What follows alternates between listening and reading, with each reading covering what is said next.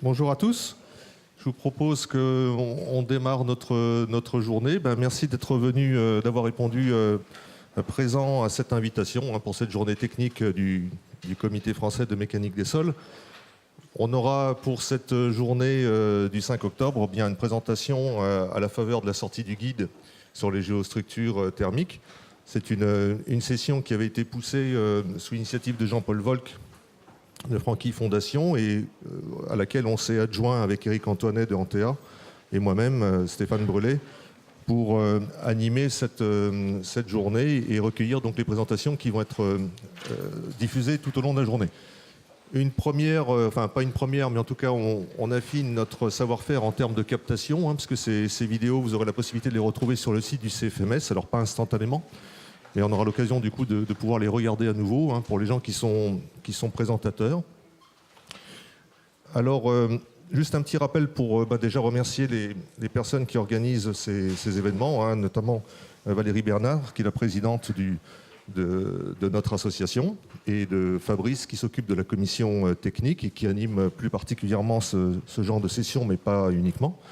Et l'accueil peut se faire grâce, évidemment, aux personnes de l'INSA, présentement, donc par l'intermédiaire de son directeur, Éric Morin-Côme, et par l'intermédiaire de Laurent Briançon, qui a toujours l'avantage de nous recevoir quand il le peut. Juste un mot rapide sur le CFMS avant de lancer la présentation. Vous avez toute la documentation nécessaire directement sur le site. Ce qui nous intéresse particulièrement ici, c'est de rappeler qu'effectivement, parmi ces initiatives, il y a une diffusion de la connaissance. La journée d'aujourd'hui s'inscrit dans cette idée de diffusion du savoir. Les documents sont téléchargeables pour la majorité sur le site du CFMS. On peut tout à fait reprendre ces exposés, mais aussi ceux du passé. Et c'est l'occasion pour nous aussi de rappeler qu'on est fortement attaché à un mode de communication qui est la Revue française de géotechnique, qui est une revue qui date déjà de 1977 avec Pierre Habib, et qui a été refondue ces 2 dernières années, notamment sous l'impulsion de Madame Masrouri et du comité de relecture qui va avec. Donc on vous invite à déposer vos travaux ou les éléments. Il y a un comité de relecture qui permettra d'amener ces documents, leur diffusion. Très rapidement sur cette journée, ce qui va être présenté ici est à la faveur d'un guide qui a été élaboré sous le patronage à la fois du CFMS mais aussi de Syntac Ingénierie. Et il est téléchargeable, la version 1 est accessible sur Internet. L'animation du groupe par Éric Antoinet au cours de cette rédaction qui a pris 2-3 ans à peu près, et qui était du coup, tu étais Éric accompagné de sous-groupes. C'était un peu d'innovation pour sortir peut-être un peu plus facilement cette rédaction. Donc accompagné de Julien Imbert, Nathalie Posy, Laurent Pierson-Dautrey qui nous rejoindra tout à l'heure. Et je rajoutais Lionel de Montgodin. Et Lionel de Montgodin, que je fais apparaître d'un seul coup sur cette diapo, qui était le secrétaire technique de cette animation. Des relecteurs nous ont aidés, puis un certain nombre de partenaires. L'idée, c'est de fédérer à la fois des gens des bureaux d'études, des bureaux de contrôle, des entreprises et tout autre intervenant spécialisé dans ce genre de prestations. En quelques lignes, la présentation s'articulera bien sûr en 2 parties. Il y aura une petite interaction le matin. Yvon Delorablet parlera en premier. Donc je vais laisser Éric animer cette matinée et je vous souhaite à tous une très bonne analyse technique. Merci beaucoup. Bonjour à tous. C'est pour moi l'occasion de remercier toutes les personnes qui ont participé à ce groupe de travail. Ça a été un travail assez de bouillonnement, disons, avec beaucoup de volonté d'arriver à ce guide. Ça a été des échanges techniques intéressants, fructueux.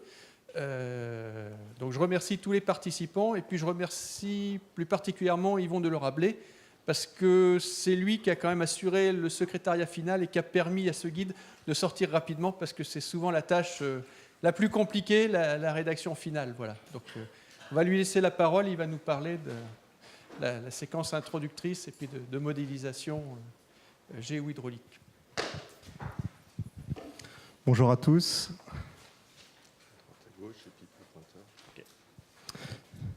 Merci Eric pour cette petite introduction. Donc, pour ma part, je vais vous parler d'aspects surtout énergétiques et donc de conception énergétique. Donc, comme vous pouvez le voir sur ma diapo de présentation, ça va être la détermination des propriétés thermiques, thermohydrauliques et aussi quelques éléments de modélisation. Donc, je vais un peu vous présenter le contexte des géostructures énergétiques. Comme c'est la première présentation, je pense que c'est important de reposer les choses. Je vais ensuite vous parler de la caractérisation thermohydraulique du milieu. Ensuite, je vais vous parler de potentiel géothermique, parce que c'est quelque chose qui est extrêmement important, ce potentiel. Ensuite, les interactions avec les avoisinants, parce que nous sommes dans le cas de géostructure énergétique, donc on peut imaginer qu'en développant cette technique, nous aurons de plus en plus de bâtiments équipés avec ce genre de technique, et donc l'interaction avec les avoisinants va être de plus en plus importante. Et enfin, quelques perspectives pour conclure cette présentation. Donc, tout d'abord, ce qu'il faut savoir, c'est que les géostructures énergétiques, ça peut correspondre à peu près tout type de structure. Donc vous avez ici par exemple des tunnels. Vous avez quelques exemples de tunnels énergétiques qui existent en Europe. Par exemple, vous avez actuellement en construction à Turin en ce moment un tunnel énergétique.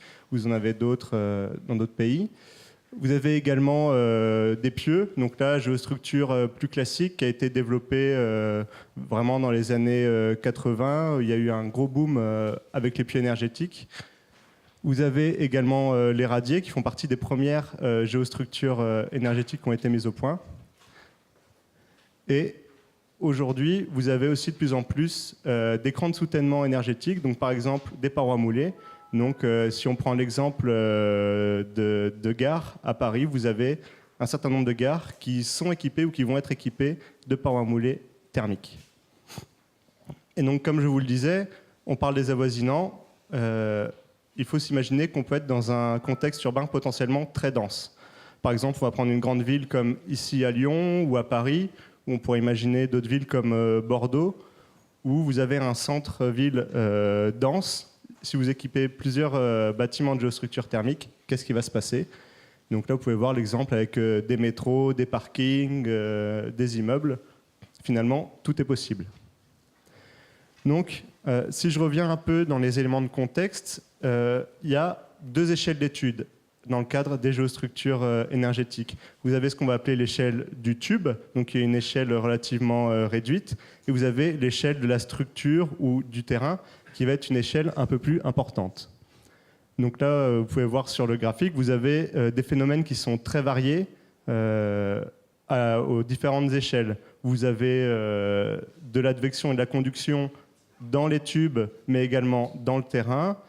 Vous avez de la turbulence dans les tubes ou un écoulement laminaire. Vous pouvez avoir, dans le cas par exemple de grands ouvrages, des effets barrages. Donc vous avez vraiment différents phénomènes à des échelles variées. Et se pose le problème des différentes échelles de temps et d'espace. Donc vous pouvez avoir des phénomènes extrêmement rapides à l'échelle du tube sur des dimensions réduites. Et dans un autre temps, vous avez des échelles plus grandes en temps et en espace pour le terrain. Et donc ça va être très difficile de lier les deux. Et donc là, pour la présentation d'aujourd'hui, je vais plutôt m'axer sur la partie sol. On est au Comité français de mécanique des sols. On va parler de sol. Donc si maintenant on bascule sur la caractérisation thermohydraulique du terrain, donc là on va essayer de repartir un peu de la base, donc du bilan énergétique. Donc ici vous avez une des équations, vous avez l'équation du bilan énergétique que vous pouvez trouver dans le terrain. Donc vous pouvez voir différents termes. Vous avez le premier terme qui est le terme transitoire. C'est le terme d'inertie, on peut l'appeler le terme d'inertie thermique du milieu, donc qui est lié à la chaleur spécifique du terrain et la variation de la température par rapport au temps. Et vous pouvez voir que le paramètre ici, la chaleur spécifique, c'est une chaleur spécifique effective. Vous avez un deuxième terme qui est lié au flux de chaleur par conduction, donc grain à grain. Vous avez un troisième terme qui, lui, est lié à l'advection, qui est donc lié à l'écoulement d'eau dans la nappe, écoulement ou non. Et vous avez un quatrième terme qui est une production d'énergie volumique qui, dans notre cas, au vu des terrains que l'on rencontre et des profondeurs, la plupart du temps est considérée négligeable. Et là, on voit différents paramètres apparaître, notamment des paramètres liés à l'eau. Donc vous avez d'une part la vitesse de Darcy pour l'écoulement, et vous avez d'autre part des paramètres effectifs qui vont donc être liés à la porosité du terrain et à son degré de saturation. Donc on peut voir ici que vraiment l'eau a une place extrêmement importante dans les géostructures thermiques pour le bilan énergétique. Et dans le cas, par exemple, si je prends le bassin parisien, on a un multicouche, on a donc un large panel de propriétés thermohydrauliques. Donc il faut étudier tous ces différents paramètres pour avoir un bilan le plus réaliste possible. Donc là, si je pars un peu des éléments, décomposer chaque élément de cette équation, je ne vais pas rentrer trop dans le détail, mais on a par exemple la conductivité thermique qui est un paramètre clé dans les échanges thermiques. Vous pouvez avoir soit des éléments bibliographiques, vous connaissez tel type de terrain, d'accord, on peut considérer une conductivité thermique, mettons de 2 watts par mètre par Kelvin, mais vous pouvez également réaliser des essais en laboratoire afin d'approcher au mieux les paramètres thermiques de votre sol en place. Vous pouvez par exemple utiliser l'aiguille chauffante qui va vous permettre de déterminer entre autres la conductivité thermique, ou faire une diffraction X pour avoir la proportion minéralogique de chaque élément et ainsi déterminer au mieux la conductivité thermique de notre sol. Et en faisant ces essais, on se rend compte que, là encore, la teneur en eau a une place extrêmement importante. Parce que quand un sol sec va avoir une conductivité thermique extrêmement faible, et dès que vous rajoutez un petit peu d'eau dans votre terrain, l'eau va créer des ponts thermiques entre les grains et va grandement améliorer la conductivité thermique de votre sol. Donc là, on peut voir ici que plus vous avez une teneur en eau élevée, meilleure va être votre conductivité thermique, malgré le fait que la conductivité thermique de l'eau soit extrêmement faible, comparée à celle des sols. Et vous avez également les essais in situ, il ne faut pas les oublier. Vous avez le test de réponse thermique qui va vous permettre de déterminer sur site votre conductivité thermique en place.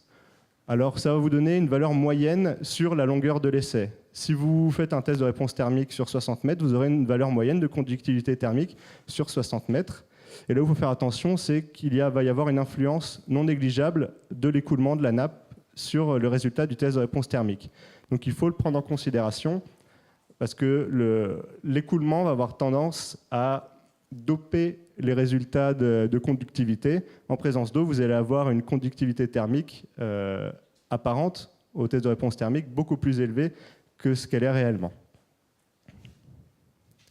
Maintenant, si on prend la chaleur spécifique ou la capacité thermique volumique, vous avez encore des bases de données bibliographiques ou des essais labo pour les déterminer. Et là, donc, l'autre élément important que je vous disais, l'eau, ça va être la vitesse d'écoulement de votre nappe, si vous avez une nappe, ou la perméabilité de votre terrain. Évidemment, les deux sont liés. Donc là, on peut voir l'effet d'un ouvrage sur l'écoulement d'une nappe. Si on prend ici l'exemple du champ de pieux, le champ de pieux va être quasi transparent par rapport à l'écoulement. Donc ça, c'est bien, tant mieux, on ne va pas avoir de souci d'effet barrage avec un champ de pieux. Par contre, vous voyez que dans le cas d'ouvrages, par exemple en paroi moulée, un ouvrage de très grande envergure va avoir tendance à créer un effet barrage et à faire varier votre champ de vitesse autour de votre ouvrage.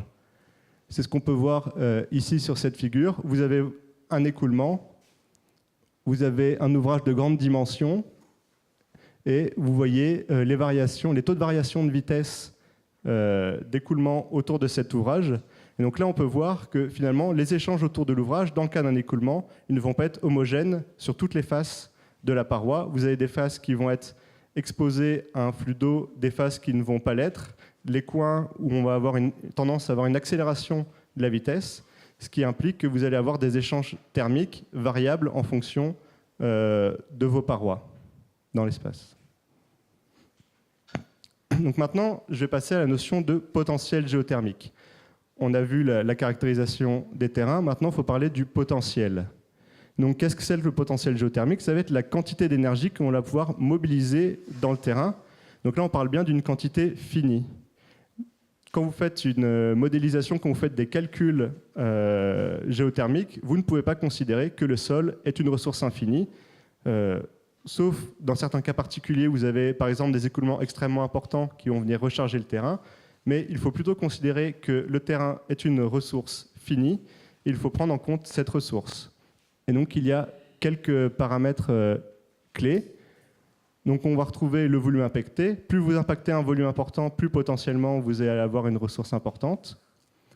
La recherche thermique que vous effectuez, si vous avez un bilan d'énergie équilibré ou non, si vous faites du stockage saisonnier ou pas, et évidemment les propriétés thermiques du terrain.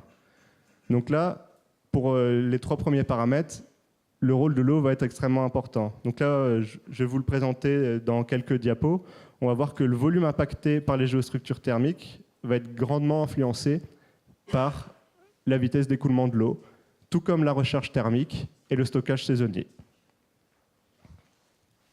En fait, il y a une espèce de balance, d'équilibre entre la conduction d'un côté, l'advection de l'autre dans le terrain. D'un côté, vous allez, par exemple, chauffer votre terrain, et l'eau va avoir tendance à dissiper cette énergie. Vous n'allez donc pas forcément pouvoir réaliser du stockage. Voilà, donc il y a vraiment un équilibre entre l'écoulement, ce que vous injectez et ce qui est dissipé. Et donc ça, c'est important de le prendre en compte. Et donc, on revient bien au bilan d'énergie dans le terrain. Si on prend cette équation, j'ai enlevé le dernier terme qu'on va considérer négligeable, on va bien avoir un équilibre entre la conduction, l'advection. Et donc, les phénomènes sont toujours transitoires, donc vous allez avoir des effets dans le temps.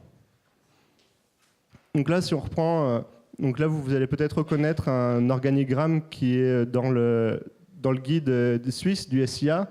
Donc là, j'ai un petit peu repris, un petit peu simplifié, pour vraiment montrer quelques idées simples. Si on a un écoulement important, là, dans le guide suisse, c'était par exemple présenté supérieur à 0,5 à 1 mètre jour.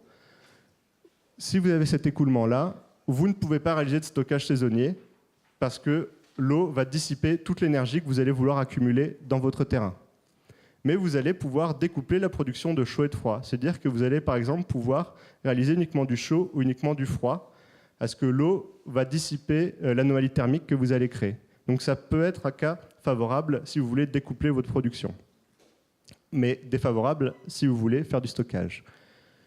Vous avez également le cas où vous avez une vitesse d'écoulement qui est inférieure à ce seuil, et le cas de la recherche thermique du terrain. Si vous faites de la recherche thermique, par exemple vous avez un bilan équilibré ou à l'aide de panneaux solaires, vous allez réinjecter de la température dans le sol, par exemple.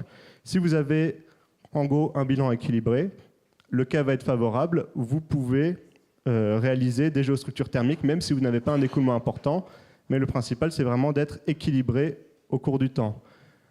Car dans le cas où vous n'avez pas de recharge thermique, donc un bilan déséquilibré, vous allez avoir une dérive thermique pluriannuelle. Donc votre terrain va avoir tendance à se réchauffer ou à refroidir au cours du temps. Et donc c'est un cas qui est défavorable et qu'il faut absolument éviter. Donc là, je vais vous présenter cette figure qui est reprise d'un document du BRGM. Donc vous avez ici 5 perméabilités différentes. Donc là, on est sur une vue 2D. 5 perméabilités différentes et 3 gradients hydrauliques différents. Et donc, on se rend compte qu'aux perméabilités faibles et aux gradients hydrauliques faibles, finalement, vous allez avoir un système qui est parfaitement symétrique. Vous êtes en conduction pure. Donc là, vous pouvez, par exemple, réaliser du stockage saisonnier. Vous avez un certain volume de terrain qui est impacté. Et plus vous allez augmenter votre vitesse d'écoulement ou votre gradient hydraulique, et vous allez avoir tendance à créer un panache thermique. Donc là, vous avez une dissymétrie dans le système. Et au final, vous voyez que le volume de terrain qui est impacté diminue pour au final, finalement, vous impacter un certain volume, mais l'écoulement est tellement important que toute l'énergie est dissipée. Donc dans les cas de perméabilité très importante et de gradient hydraulique fort, vous ne créez pas de panache thermique, vous ne créez pas de dérive dans le temps. Et là, si on veut regarder un petit peu en 3D comment ça se passe, donc on a vu un petit ordre d'idée un petit peu analytiquement en fonction des vitesses que l'on a. Après, on a vu une vue 2D. Et là, si on regarde en 3D comment ça peut se présenter, on peut, par exemple, avoir des champs de température autour d'ouvrages. Donc là, vous avez, par exemple, un ouvrage en paroi moulée de relativement petite dimension. Et donc, vous pouvez calculer les champs de température autour de vos ouvrages. Donc là, on peut voir la dissymétrie dans le système, une dissymétrie verticale.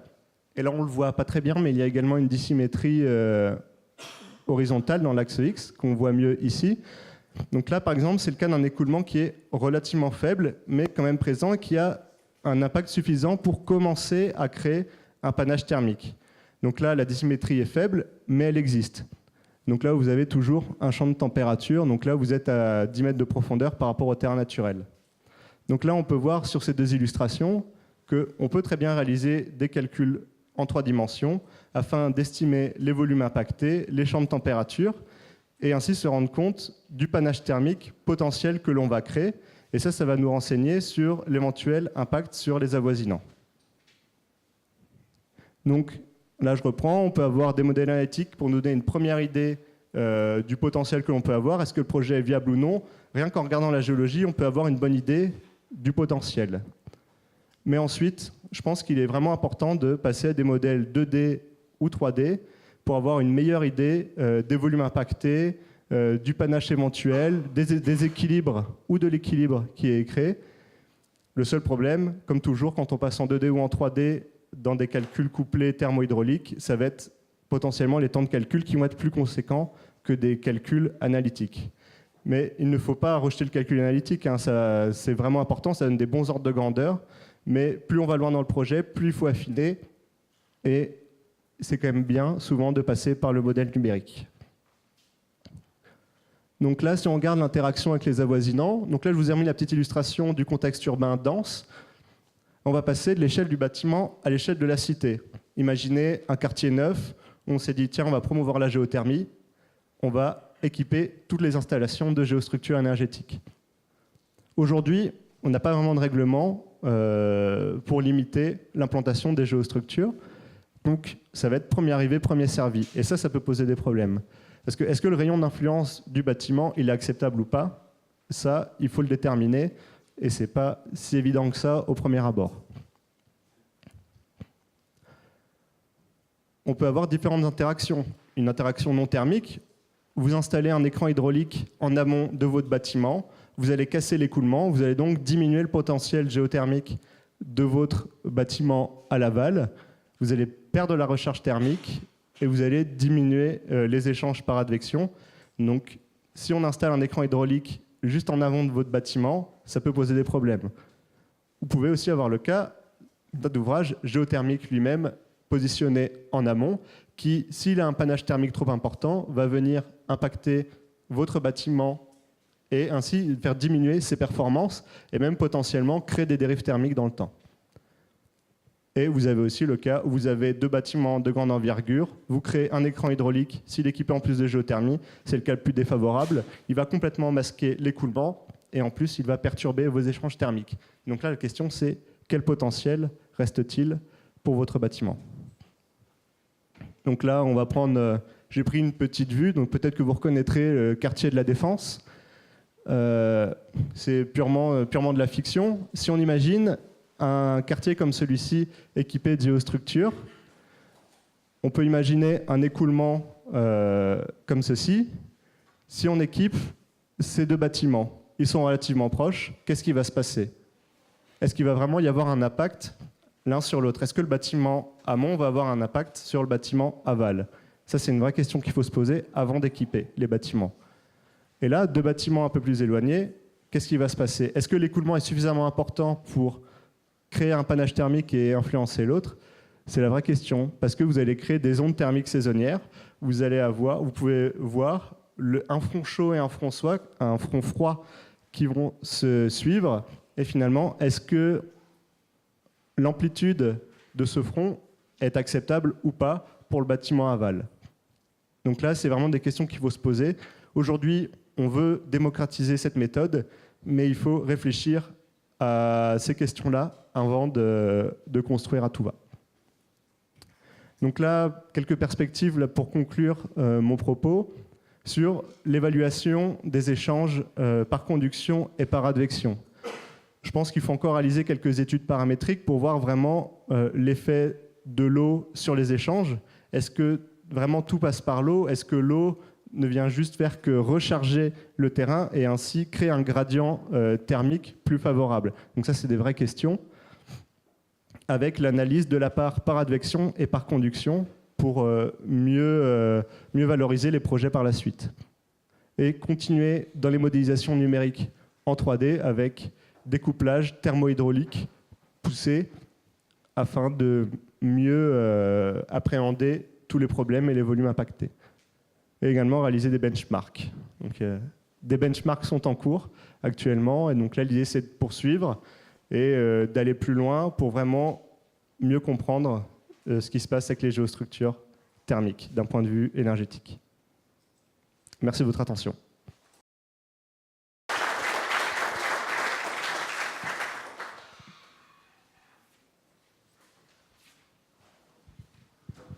Merci Yvon. On va passer les micros si vous avez des questions dans la salle.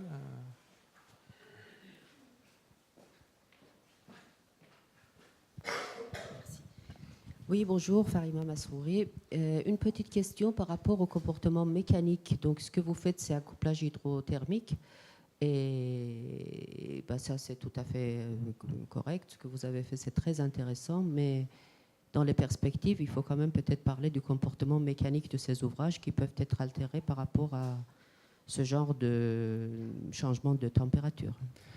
Oui, mais en fait, ce qui se passe, c'est que je ne me suis pas intéressé à la partie mécanique parce que j'ai d'autres collègues qui vont faire ces présentations là-dessus. Donc, je me suis permis de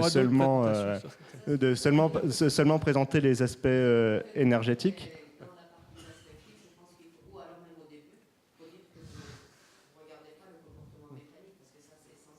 Oui, mais c'est pour ça que le titre de ma présentation était conception énergétique. C'était vraiment pour me dire que j'étais axé sur la partie thermique. Et les aspects mécaniques sont traités par d'autres de mes camarades qui sont bien plus aptes que moi à vous présenter ça. En fait, je pense que c'est un couplage thermo-hydromécanique qu'il faut. Alors, on ne peut pas dire quelqu'un fait mécanique, quelqu'un d'autre fait tir. Il faudrait éventuellement mettre dans vos benchmarks tout le monde autour d'une table pour qu'il y ait un couplage tripartite par rapport à chaque comportement. Non ? Oui, je suis d'accord avec vous.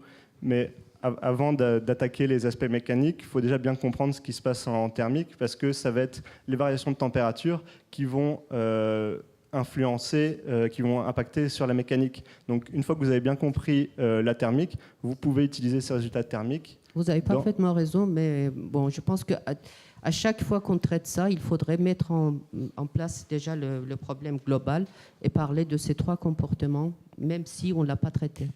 Mais bon, oui. Ça, c'est une proposition. Merci. Oui, vous avez raison. Des questions.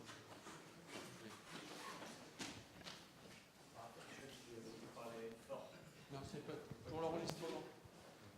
Je pense que ça ira mieux. La séance est enregistrée, voilà, ça passera mieux. Ouais. Merci, bonjour. Je suis un chercheur de l'École polytechnique fédérale de Lausanne. Je voudrais vous poser une question concernant les diagrammes qui étaient proposés dans la SIA pour tout ce qui concerne un peu le prédimensionnement. Notamment, voilà, et connaître votre avis. Notamment, ces diagrammes-là ont été proposés en considérant un champ de pieux énergétique d'un certain diamètre, d'une certaine longueur, etc. Et souvent, on voit aussi dans les projets pratiques que les gens ils utilisent ça pour n'importe quel type de géostructure énergétique. Du coup, à votre avis, jusqu'à quel point ce diagramme peut être effectivement utilisé, notamment avec référence aux effets de barrage que vous avez mentionnés. Voilà. Merci. Alors, c'est une très bonne question et c'est effectivement un des premiers points quand je me suis intéressé aux géostructures énergétiques. On tombe bien évidemment sur le document du SIA et sur ce diagramme. Et en fait, quand on l'étudie, quand on l'analyse, on se rend compte que c'est effectivement basé sur des champs de sonde, des champs de pieux. Et finalement, c'est basé sur un contexte extrêmement particulier. C'est pour ça que dans le guide, on a bien précisé qu'en présentant l'organigramme, c'était basé sur un cas très spécifique et qu'il ne fallait absolument pas utiliser ce diagramme, les valeurs données dans le diagramme telles quelles pour tous les projets. Chaque projet est différent. Vous avez des géologies qui sont différentes, vous avez des nappes ou pas de nappes, un tel ou tel écoulement. Et donc, le côté qualitatif est extrêmement intéressant parce qu'il est juste. Si vous avez un écoulement qui est fort, vous avez effectivement aucune recherche thermique qui est possible. Cependant, les valeurs qui sont données, elles sont liées au cas d'étude qui a été utilisé. Vous refaites les mêmes études dans un cas différent, vous trouverez d'autres valeurs. Ce sont vraiment des valeurs... Il faut plus le prendre pour le côté qualitatif que quantitatif. Parce que vous allez avoir vraiment des variations qui peuvent être extrêmement importantes selon le contexte. Donc ça peut donner un premier ordre de grandeur. Donc dans une étude bibliographique, ça peut être intéressant pour calculer sur un coin de table le potentiel. Mais on ne peut pas se baser là-dessus pour tous les projets sans réfléchir au contexte hydro-géologique et géotechnique. Merci. Il y avait une question. Bonjour, Jean-Michel Cornet de la SNCF. Vous avez dit tout à l'heure que la chaleur massique, enfin j'appelle ça comme ça, de l'eau, était très faible par rapport à celle du sol environnant. Ça m'a un peu étonné, j'attendais l'inverse. En fait, vous avez des sortes de grandeur de chaleur massique de sol. Non, en fait, peut-être que je me suis mal exprimé, mais c'est la conductivité thermique de l'eau qui est beaucoup plus faible que la conductivité thermique du sol. La chaleur massique, la chaleur spécifique de l'eau est 4 fois plus importante que celle du sol en moyenne. Donc la chaleur massique, la chaleur volumique, enfin, peu importe selon que vous parlez en volumique ou en massique, celle de l'eau est bien plus importante que celle du sol. C'est-à-dire que vous allez devoir, pour faire varier d'1 degré un mètre cube d'eau, vous allez devoir apporter beaucoup plus d'énergie que pour faire varier la température d'1 degré d'un mètre cube de sol. C'est la conductivité thermique des sols qui peut être comprise. Un très bon sable peut avoir des valeurs de conductivité thermique supérieures à 2 watts par mètre par Kelvin, alors que celle de l'eau, vous allez être à 0,61 par exemple, 0,62, donc des valeurs qui sont beaucoup plus faibles. Mais le fait d'intégrer de l'eau dans votre sol, pour la conductivité thermique, en fait, l'eau va créer un pont thermique. Et le fait de créer ces ponts thermiques va grandement améliorer la conductivité thermique effective de votre terrain. Si on reprend là, c'est les courbes qui sont juste après. Voilà. Là, si vous reprenez cet exemple-là, vous pouvez voir que déjà, en fonction que vous soyez en présence de sable ou d'argile, vous avez déjà des conductivités de grains qui sont différentes. Et avec le teneur en eau, vous allez avoir vraiment des variations extrêmement importantes. Finalement, un terrain sec, qui dans la nature n'existe pas trop chez nous, c'est-à-dire 0% de teneur en eau, vous avez des conductivités thermiques qui sont très faibles. Mais dès que vous rajoutez quelques pourcents, là, vous avez vraiment des conductivités qui sont plus réalistes et qui correspondent à ce que l'on trouve après quand l'on fait des tests de réponse thermique, par exemple. Oui, Luc Torel de Livestar, vous avez évoqué un certain nombre d'ouvrages qui ont été réalisés, qui sont réalisés, etc. Est-ce que vous avez un retour d'expérience, par exemple, avec des mesures de température ou des mesures d'écoulement, s'il y a des effets de barrage, etc. Alors, on a des retours d'expérience sur des ouvrages, par exemple sur des champs de pieux. On commence à avoir quelques retours d'expérience. Parce qu'on s'est basé notamment sur les retours d'expérience des champs de sonde géothermiques qui sont faits depuis des années en France et en Europe. On a des retours d'expérience sur ces ouvrages-là. Par contre, sur des ouvrages type tunnel ou type écran de soutènement, enfin paroi moulée, là, le retour d'expérience est très très faible. On n'a pas de retour d'expérience ou très peu sur les variations de température de fluide en entrée-sortie, sur le volume impacté du terrain. Il y a probablement des choses qui vont sortir dans les années à venir, parce qu'on a des ouvrages qui sont en train d'être équipés ou qui sont équipés. En France, en Europe ou même dans le monde, en Chine, vous avez des ouvrages en parois moulées qui sont construits. Donc on va avoir probablement un retour d'ici quelques années. Mais aujourd'hui, le retour d'expérience sur des grands ouvrages notamment, il est faible, voire nul. Donc les modèles ne sont pas tout à fait validés.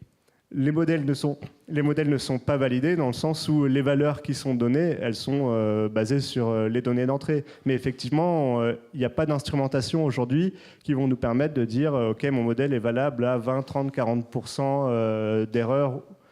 On ne sait pas, c'est pas purement théorique, mais ça donne déjà, qualitativement, ça donne un ordre d'idée de ce que l'on va trouver normalement.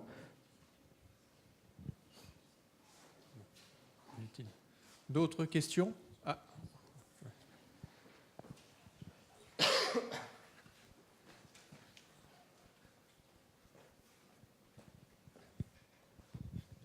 Jean-Loup Lacroix, Stratégéo.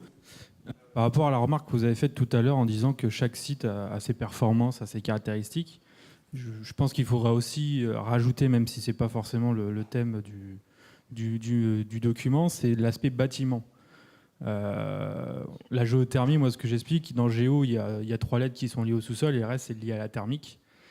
Donc pour faire une bonne installation géothermique de géostructure, ça dépend des besoins. Et je pense qu'il y a un des points de vigilance sur de ce type de géostructure, c'est vraiment le bâti. Faire un bâti sur un sol très argileux sans eau, si le bâtiment est gigantesque, il n'y a aucun intérêt à faire de la géostructure, même s'il y a 200 pieux.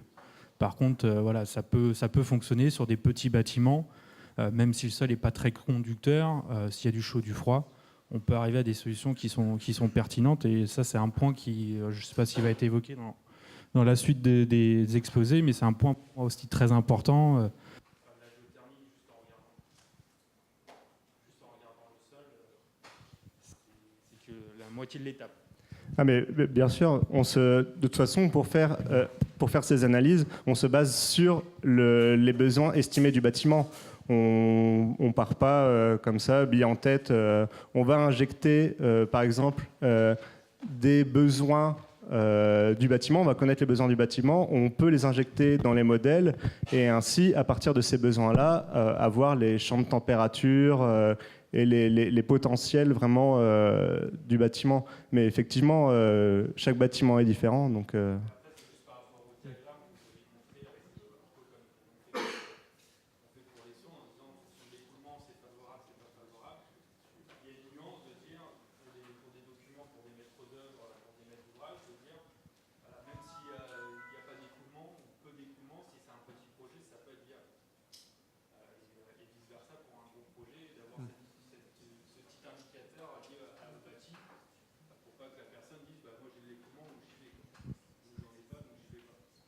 oui, je suis tout à fait d'accord avec vous.